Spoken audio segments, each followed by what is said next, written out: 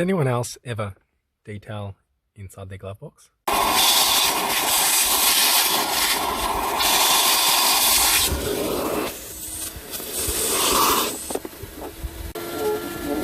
Ah, that comes out.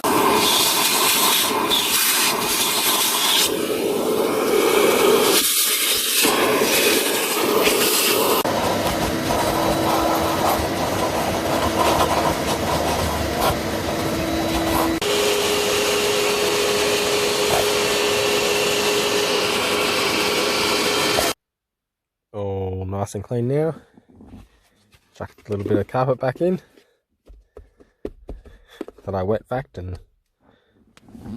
and little cassette tape holder.